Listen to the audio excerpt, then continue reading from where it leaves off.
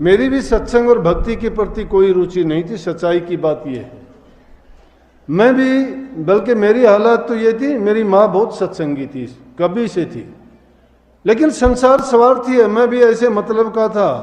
8वीं क्लास के पेपर दिए मैंने, इंग्लिश का पेपर अच्छा नहीं हुआ।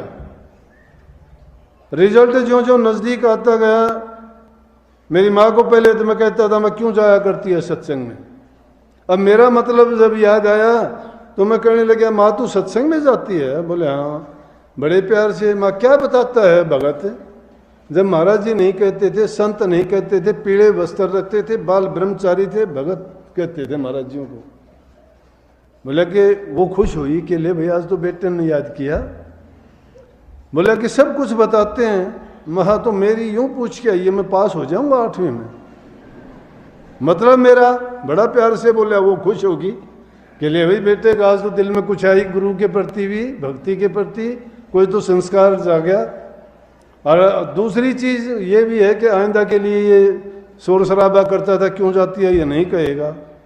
गई, मत इंतजार करता पाया, आई वापस। मैं बोले पूछ के आई माँ? बोली पूछ के आई। मैं क्या बोले? करने लगे हो जाएगा पास। मुझे यकीन नहीं आया, क्योंकि मैं तो पक्की तसल्ली लिखवा लेना चाहता था। मैं बोले माँ पूरी तसल्ली से पूछ के आई? बोले पूरी तसल्ली से। मैं यूं करिए कल फिर पूछिए। बोली कि फिर के पूछूं? जब एक बार कह दी, संत तो एक बार कहते हो वचन पूरा हो जाए। माँ अच्छा सब बात पूरी हो तो माँ मेरी भी पूरी हो जाएगी? बोली हाँ पूरी होगी। मैं बोला ना कल फिर पूछ के आइए। बोली तन्ने ले चालू तू पूछ लिए। मना मैं जाऊँ को नहीं, पूछ के आइए तुम्हें। अगले दिन फिर मैं बोला पूछ के आई। वापिस आई सत्संग से, तो पता नहीं पूछ के आई या नहीं आई। उसने तो कह दिया तसली हाँ मैं पूछ के आई। महा क्या कहने लगे? कहने लगे ने बोला कह दिए उसने पक्का पास हो जाए, को रोकनी है को। मैं चलो माँ फिर तो मैं मान जाऊंगा भाई, थारा भगत में पक्का महात्मा है। तब निकल गया। कुछ दिन के बाद में रिजल्ट आया, मैं पास हो गया।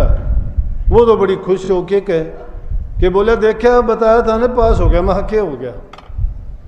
जब रोजाना पूछने वाला आज कहता है कि क्या हो गया, मुझे याद है अच्छी तरह वो बात। बोली रे जब तो तू यूं कहा करता। माँ हाँ चलो हो गया होगा। बोली कि वो नहीं कहा करे से। बोले एक बार जाया तू? माना मैं जाके को नहीं ठीक हो गया वो भूल भाल गया, कोई बात नहीं। पढ़ लिख लिया, बीए करी, बीएड करी, मास्टर लग गया, कोई आना जाना नहीं। बल्कि इतना वो हो गया कि अगर रास्ते में गली में सामने जाते दिखाई, चाहे किसी के घर में बढ़ना पड़ता, मैं सामने नहीं गया कभी। देखो दुर्भाग्य था कि नहीं? क्योंकि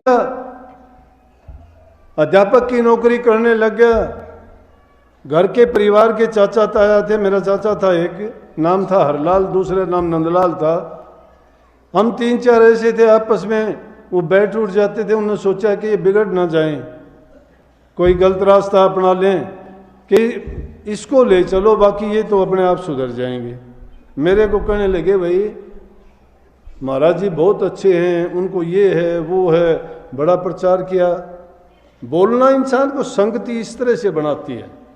अच्छा संग जिसका करोगे आपको, वो उनका अच्छे गुणों का बखान कर करके, उनकी बातों को सुना सुना के आपके दिल में ऐसी एक भावना भर देंगे कि जिससे आपके दिल में उमंग पैदा होगी कि इस चीज़ को करना चाहिए, देखना चाहिए, आजमाना चाहिए। उन्होंने ऐसे भाव भर दिए मेरे अंदर। एक दिन मुझे तैयार कर लिया कि चल देख के आ। एक दिन मैं देखने के लिए गया था। एक दिन गया, 2 दिन गया, आराम से पास बैठने का मौका मिला।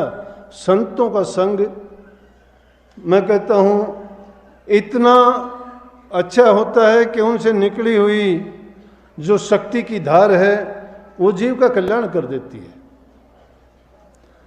उनका सानिध्य बहुत ही लाभकारी है।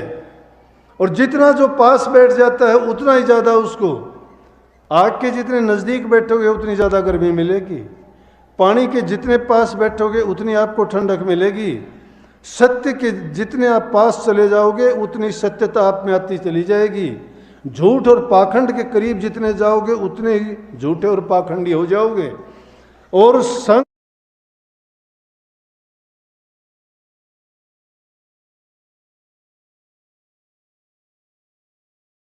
करते करते, सत्संग करते करते तुम्हारी सभी बुराइयां एक एक करके निकल जाएंगी और सच्चाई ही सच्चाई आपके अंदर आ जाएगी। इसीलिए सत्संग बार बार करना चाहिए, बार बार जाना चाहिए। बस कुछ दिन में गया, जाने के बाद में बड़ा मज़ा आया। क्यों? अच्छी चाय पीते, लड्डू मिलते, मिठाई मिलती। मिठाई बहुत बड़ी चीज़ थी, आजकल तो खाते ही नहीं कोई भी। लेकिन उस टाइम में नहीं गुड़ भी नहीं मिलता था, और मिठाई की तो बात छोड़ो। तो मैं ये तो अच्छा हुआ भाई, शाम को अच्छी चाय मिलती है, अच्छी मिठाई मिलती है, ज़रूर चलेंगे, अच्छी बात सुनने को मिलती है। और स्पेशल ट्रीटमेंट होता, क्योंकि बड़े आदमी के साथ जाता। एक दिन मन में ख्याल आया, विचार आया, मैंने सोचा कि एक अपना भाई हौलदार था, वो मेरे से पहले के सत्संगी थे, सेवादार थे, महाराजियों के संग रहते थे, बाहर भीतर जहाँ कहीं जाते लेके जाते थे। तो मैंने सोचा कि महाराज जी तो चाहे एक दो घूंट लेते हैं, उसके बाद तो इसको दे देते हैं। अगर ये पूरे संत हैं और इनको पता लगता है कि भाई आगे पीछे क्या होना है, जैसे कह देते हैं कि महात्मा त्रिकालदर्शी होते हैं, इनको आने वाली घटना का पहले पता लग जाता है, ये लोगों के भविष्य की बातें बता देते हैं। तो आज देखते हैं कि ये रोज़ाना चाहे इसको हौलदार को देते, अगर तुझे दे देंगे चाहे तो मान लेना कि भाई हाँ ये जानते हैं सब कुछ। जब बैठे बैठे और चाय आई, चाय आने के बाद में 2 घूंट ली और लेके मेरी तरफ देख के कहने लगे, ले भाई मास्टर। मास्टर कहते थे मुझे, नाम लेके कभी महाराजियों ने मुझे नहीं कहा, कभी मैंने ज़िंदगी में मेरा नाम लेते हुए उनकी ज़बान से नहीं सुना। मास्टर कहते थे, मास्टर मास्टर बस। कहने लगे, ले भाई मास्टर, मेरी झूठी चाय मैं किसी को दिया तो नहीं करता हूँ, लेकिन आज तो तेरे को देंगे। चाय पकड़ो तो हाथ कामने लग गए, दिल कामने लग गया कि तूने तो गलत बात सोच ली थी। ये तो सब कुछ जानते हैं मूर्ख। मुझे चाय लेने की खुशी नहीं थी, खुशी मुझे इस बात की थी, जो मन में मैंने कल्पना की थी, जो बात सोची थी वो पूरी हो गई। तुम लोग सब ये ना सोच लेना कि हम भी ऐसा सोच लें वो हो जाएं।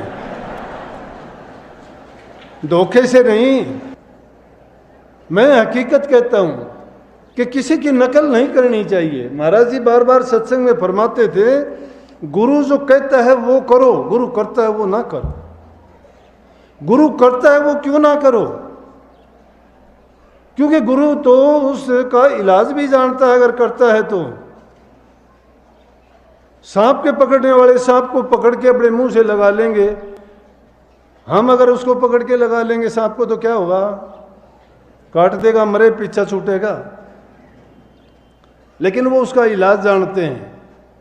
संत भी इसलिए जो कोई क्रिया करते हैं, कोई काम करते हैं, कोई उनका अपना तरीका है करने का, लेकिन हमारे लिए वो नहीं है। हमें क्या करना चाहिए? हमें जो उपदेश करते हैं, हमें जिस चीज़ के लिए करने के लिए कहते हैं वो करना चाहिए।